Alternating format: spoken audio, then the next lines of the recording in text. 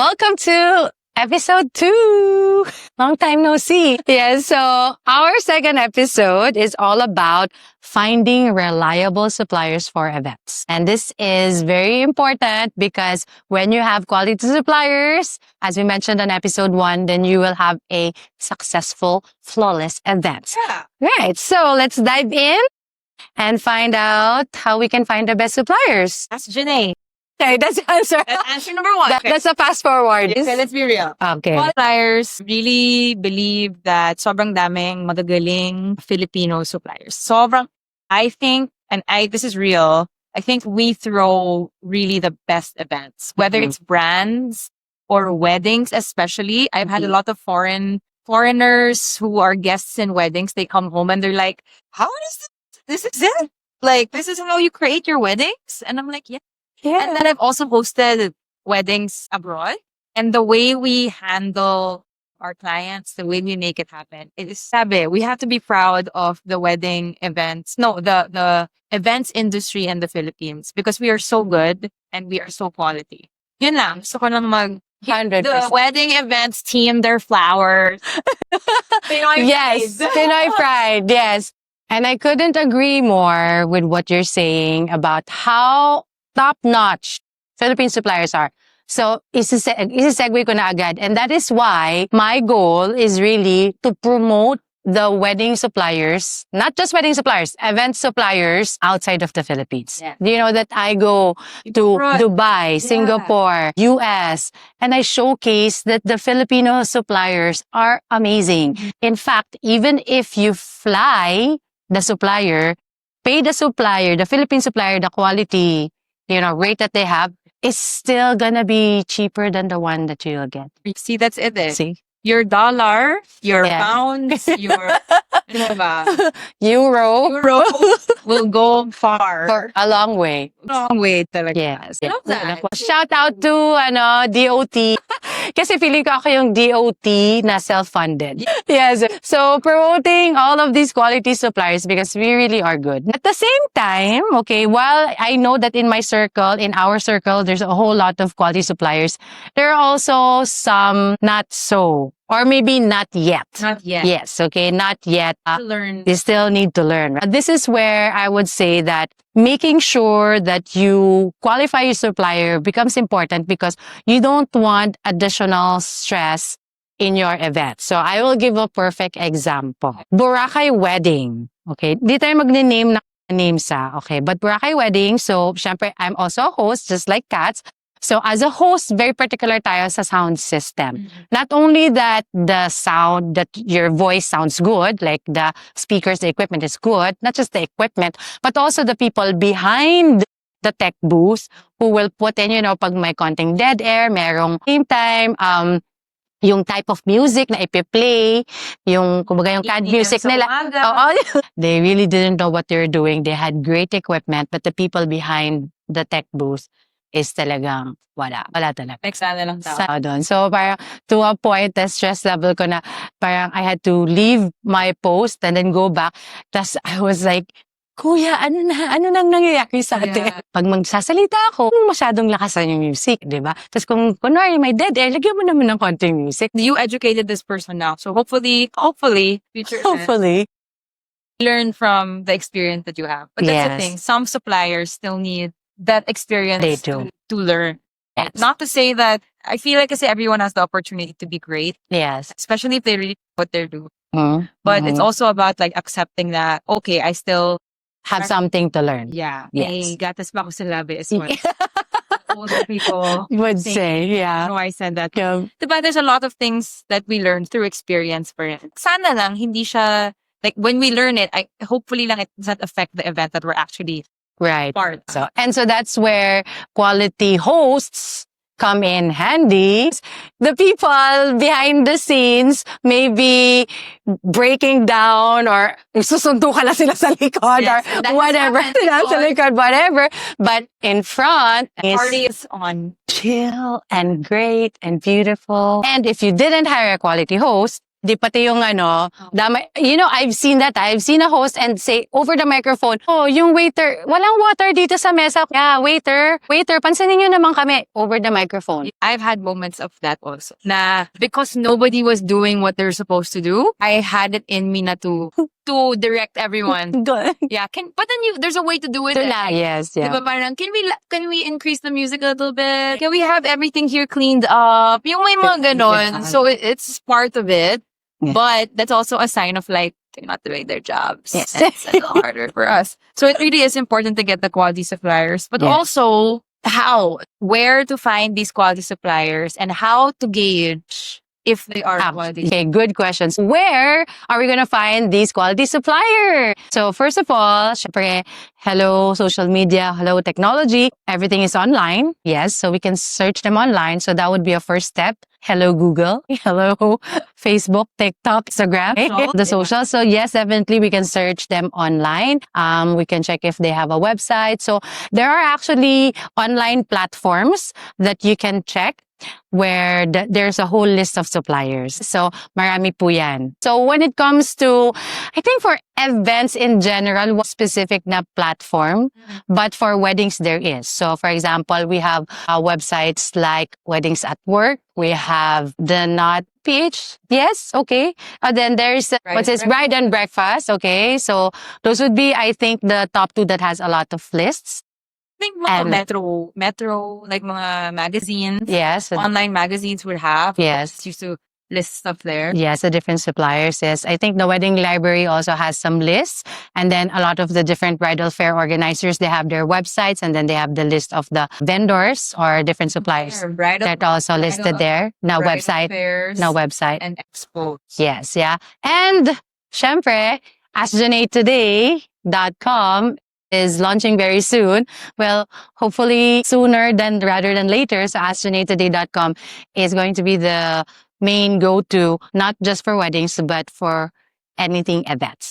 There will be a whole list of vendors listed in AskJenneToday.com. Parang naman all the people that you already know will be there. The long list of people that you worked with, that you became friends with and suppliers. Yeah. My favorite also for me is usually it's people who watch me at weddings. So when you work, diba, at the event itself, they can get you. Yes. But also when you're referred, that's my favorite. Yes. It's a different experience when someone tells you now, oh, I've worked with this person before. I vouch for them. Correct. She's cool. Usually it's like, she's cool.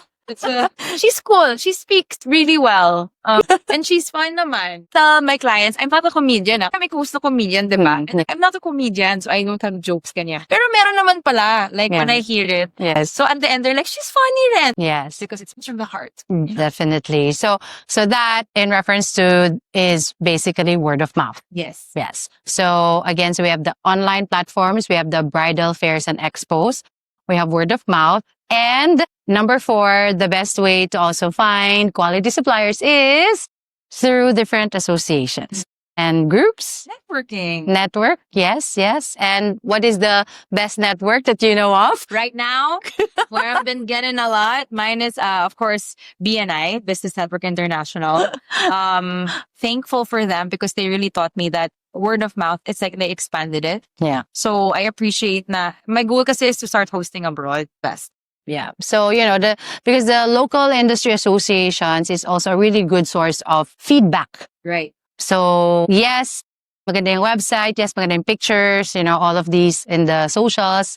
That's one thing, but it's also another thing when people actually vouch for them. So that's really important. So, yes, I vouch for Katz. Yay! Thank you. Hire her. Yes. Like when we're talking about vouching for people, what's the criteria, right? Like I think if you're a client or anyone else, there should be a criteria of how you evaluate the suppliers that you have. And yes. Jenne, you work with so many. So I'm sure there are mga great ones, but there's also ulo. Yes. How do you weed that out? Okay, it's a good question. Okay. So for me, I'm very open-minded even with suppliers that are new in the industry. Okay, I don't judge them right away na parang, bago lang yan, we're not gonna get that. So I'm open-minded. But number 1 that I am looking for when it comes to finding quality suppliers is the attitude. the attitude. I mean, of course, kasama na dun yung, quality ng work and all that. Pero on top of all that, attitude. And why attitude? Sa akin kasi, if the supplier loves what they're doing, has a teachable spirit, and has, appreciate accountability, that for me is a great supplier. Whether or not they are already perfect or whether or not they have 10,000 clocked in already, if you have that right attitude, you have like half of the score for me is done. Now, kasi pagdating dun sa quality and all that, these are things that can be worked on as well, right? So, but number one is attitude. Because I have experienced quality suppliers or people or suppliers na nasa industry na for a long time and poor attitude. It's not just parang ang hirap to work with them, but at the same time, they will create more problems, not only for me, but even for my client and for the whole event. I think that's important to note. Like, you gotta work with people that you wanna work with. Yeah. And if you don't even wanna work with them because you don't even want to be in the same room with them, you don't want to talk to them. Yeah. And that's going to make everything so much hard. Yes. I agree also. Yes. When I meet clients, I tell them, come meet me, because I also wouldn't want to work with a client who will just berate me, or I feel like won't have that same rapport, diba? So I think it works both ways also. Yeah. Naman ayaw nila yung personality ko na ganito, or not because they don't like me as a person, but just because hindi lang nagmamatch. Yes. And sometimes, like, the least you want someone to feel is you at least want people to feel comfortable when you're working with them, right? Yeah, attitude is really huge. Okay. So the other things that, of course, that comes with it is reliability. If I booked you, Show up. You show up. You show up. Yung hindi kita kailangan parang, may event po tayo bukas. I mean, yes, we do some follow-up syempre in the events management. That's our role also, to give some reminders. Yung tipong sila mismo na, yeah, ma'am, I'll see you tomorrow sa event na, may event pa tayo bukas?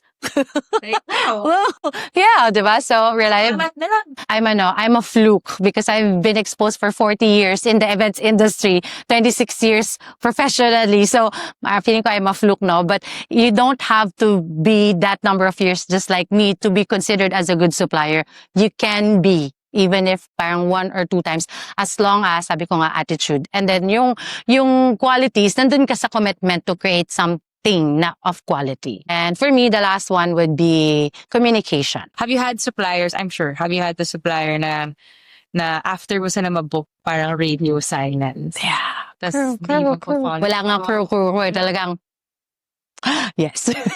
Tapos parang towards nearing the event, like, boy, pa ba ito? Part pa, like, and then... Yeah. And unfortunately, it does happen. And, actually, if I may add, unfortunately, based on the recent reviews that I've seen online, most common challenge now na nakikita ko sa mga full planners is after they pay the down payment, they don't hear anything from them. And that's really sad. Kasi pag sabi mong full planning, it means from beginning till end. Pagkasama tayo, from beginning to end, we help you out, diba? So, that's also another thing. If you don't know how to communicate, you don't reply on a timely basis, then that is, a red flag. It's not a good sign. So what I do when it comes to that, that's why relevant sa akin yung kung may nag-refer. Because now if somebody referred, then I can go to that person like, hey, have you heard from this person? Because I've messaged them several times, I haven't heard from them. And then sometimes, it works. Na pag message ko na, so, wait, nga pala, sorry, I forgot. Ganon. Or, I missed your message. Ganon. Yeah. Parang if it's not direct, so baka pwedeng dun sa kabila, yan. So ngayon, that will become the problem kung you just randomly got a supplier online. So that's the risk. Na wala kang connection, wala kang kilala, di ba? Yun, sa marketplace mo lang, in-hire, gano'n. Nothing against marketplace. Nagma-marketplace din ako, guys. Yeah. Pero when I do, I come with, with my expectation na pwede akong ma-scam. Yes, same. You're a little bit more cautious. Yeah, pwede akong ma-scam. Gano'n, yeah. diba? Pero I think that's it. That's where Ask Jenne Today comes in. The podcast, you will learn so much about what Ask Jenne Today events, AJT events has gone through, and Yes. also the guests like me that have experience before also, and then you'll get to learn things in the events industry maybe that not everybody gets to experience. But also, like, I think the best thing that people can do is really, like we've been saying this before, is like ask for help and book a consult. Mhm. Like a consult with AJT events is free.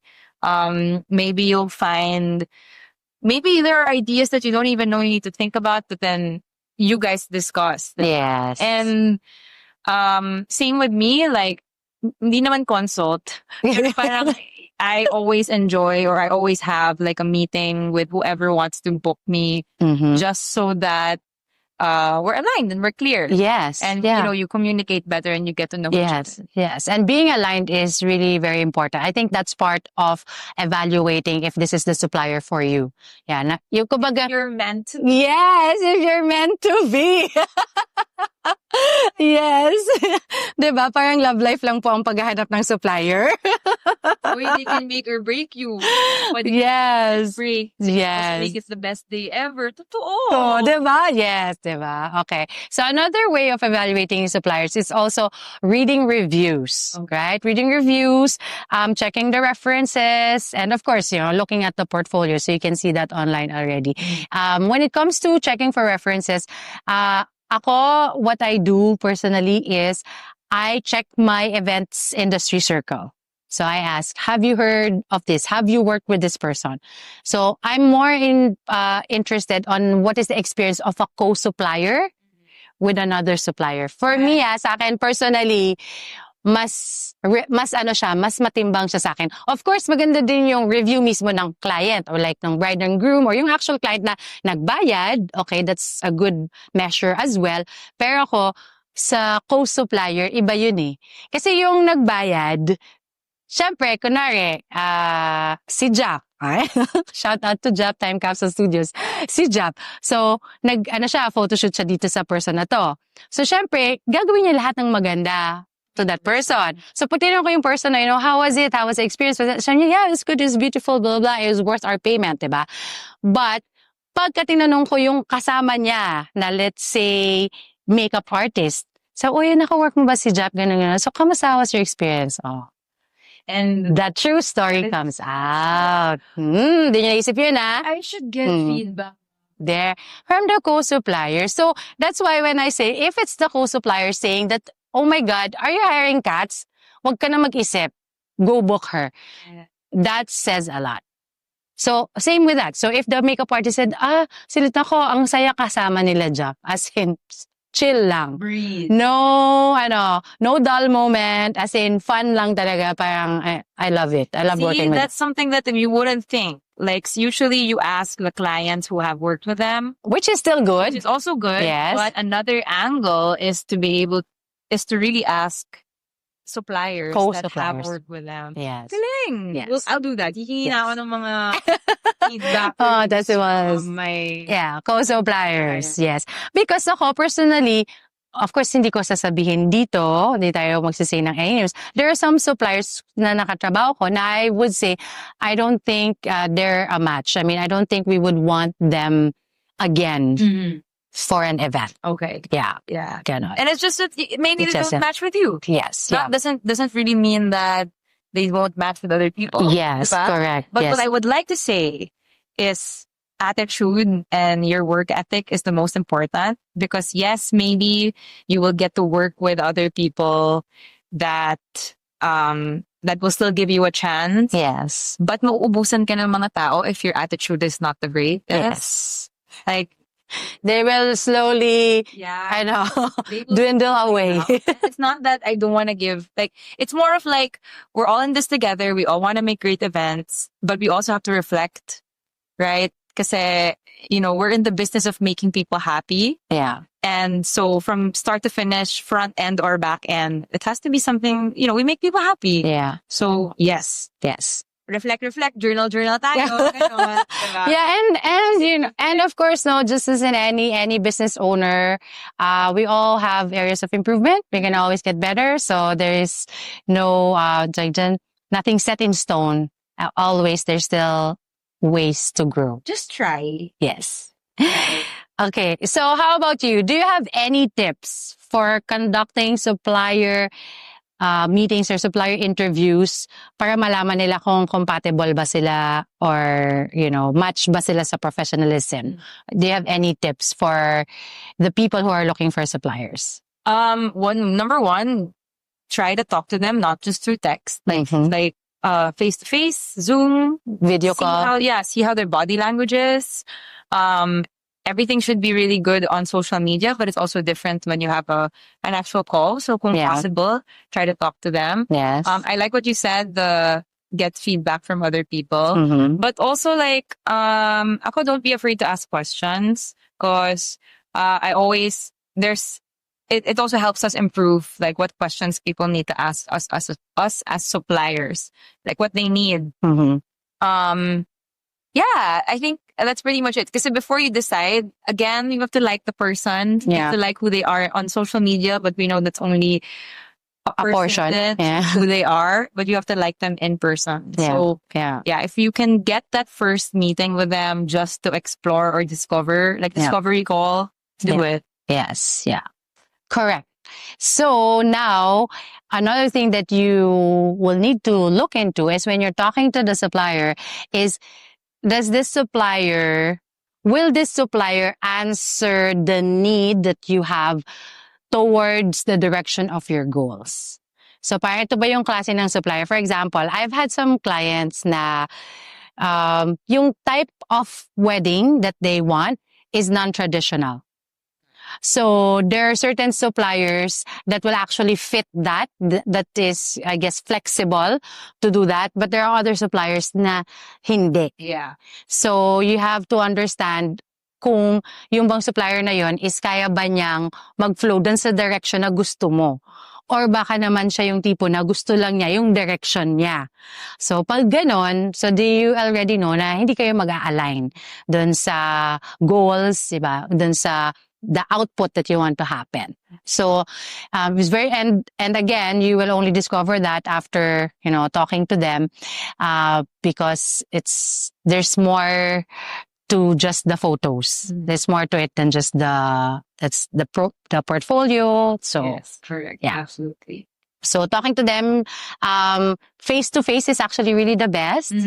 Because there's, more energy. But I know that some people are not challenging for that sometimes now. Because of they're so busy, ganyan, or maybe they're out of the country, ganyan. So, but you just find ways to connect as much as possible and align the goals. And then at the same time, if they are not a good fit, then we just politely say na, thank you for answering our, questions. Okay. It's okay. And then queries are okay. Yeah, and then you just say na, it's okay that it's not a fit for our, for our requirements. So maybe we'll consider you next time there. And so, and if any of this is still confusing to people, if they're still having a hard time, I feel like that's where AJT comes in. That's where, like AJT events, when you consult with you, parang pwede na kayo yung maging barrier to check on the suppliers themselves, so that hindi na kailangan yung one-on-one with them, diba? Yeah, it's possible. Yeah. So, you answered agad. I was gonna say, so how can AJT be of help, diba? How can AJT help you? So where we come in is really educating, enlightening, and for me, number 3, empowering. Love it. The people who are planning their events, because having informed choices is really good. Parang when you know what are the options and you know what are the pros and cons, then you know that you made a choice based on what you really like, not because napilitan ka lang or na-pressure ka or yung kapatid mo ay may kaibigan na event planner, tapos sinabi na ito na i-book mo, tapos kasi nakakahiya dun kay sister, kukunin mo na lang. So, I mean, I don't go for that. I want everyone to be empowered with their choices, because you can, especially if you have a budget, you can. Also, right? It's your money to spend. Might as well spend it on the things you want and do the things you want. Yes, correct. Awesome. Yes. Okay. So that was it about finding quality suppliers. Yeah. Where to find, how to find. I hope people learn. I even learned a lot from this Yes. episode. I hope you guys learned, and we have more episodes for you. So again, in conclusion, don't stress. Ask Jenne today.